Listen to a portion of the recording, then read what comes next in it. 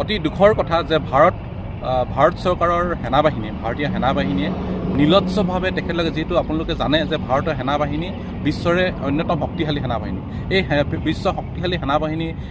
সেনাই এই তেখেতলোকে শুই থকা অৱস্থাত আলফাৰ ম্যানমাৰ ঘাটিত গৈ অৱস্থিত শিবিৰত তেখেতলোকে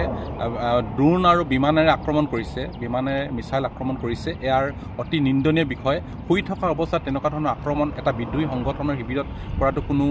যুক্তিসংগত নহয় বুলি ভাবিছোঁ কাৰণ আপোনালোকে জানে যে আলফা আজি কি কাৰণে সৃষ্টি আছিল আজি ইয়াৰ অসমৰ সম্পদ লুণ্ঠন হৈছিলে অসমীয়া জাতিটোৰ অস্তিত্ব বিপদাপন্ন হৈছিলে অসমৰ ভূমিৰ অধিকাৰ হেৰাই গৈছিলে বহিৰাগত দখলত হৈছিলে আজি বিদেশী আগ্ৰাসন হৈছিলে সেইটো বাবদহে নিশ্চিতভাৱে এইটো কাৰণেহে তেখেতলোকৰ সংগঠনটো সৃষ্টি হৈছিল আৰু এই সংগঠনৰ দাবী তেখেতলোকৰ মূল দাবীৰ ওপৰত চৰকাৰখনে কোনো ব্যৱস্থা গ্ৰহণ কৰা নাই আমি দেখি আহিছোঁ যে 90 দশকৰ পৰা আলফা দমনৰ নামত নিৰীহৰ 15 পৰা 20 হাজাৰতকৈ অধিক যুৱতী নিধন হৈছিল আলফা নামত আৰু বহু যুৱতী বোৱাৰী ধৰ্ষিতা হৈছিলে আৰু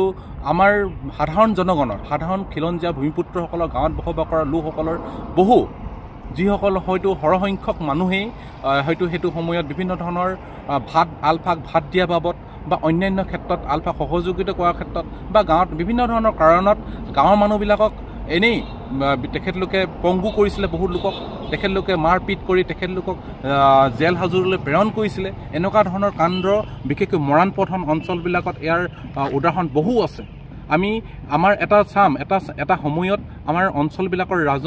গাঁৱৰ শৈক্ষিক সমস্যাই একেবাৰে শেষ কৰি দিছিলে এই ভাৰতীয় সেনাবাহিনীৰ দ্বাৰা আৰু অঞ্চলবিলাকত শৈক্ষিক পৰিৱেশ নাইকিয়া কৰাৰ লগতে আমাৰ কোনো সামাজিক পৰিৱেশ বিনষ্ট হৈ গৈছিলে সাংস্কৃতিক পৰিৱেশ বিনষ্ট হৈ গৈছিলে এই সম্পূৰ্ণ এইখিনিৰ পৰা আজি পৰ্যন্ত কিন্তু চৰকাৰখনে কোনো আলোচনা কৰাৰ কথাটো আজি পৰ্যন্ত নানিলে এইটো দুখৰ বিষয় আৰু তাৰ বিনিময়ত কিন্তু আলফাক তেখেতলোকে পুনৰ একেই ডেকাসকলক আলফালৈ যোৱা সেই ডেকাসকলক পুনৰ তেখেতলোকে গুলি কৰি তেখেতলোকে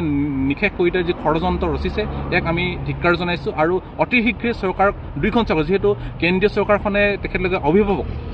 গোটেই দেশৰে অভিভাৱক 1 নম্বৰ অভিভাৱক অসম চৰকাৰ আছে দ্বিতীয় অভিভাৱক এই তেখেতলোকে মিলি নিশ্চিতভাৱে ইয়াৰ ৰাজনৈতিকভাৱে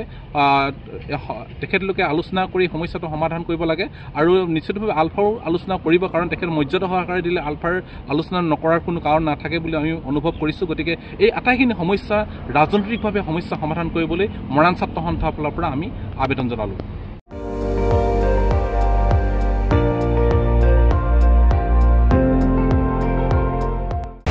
আপুনি চাই আছে ND24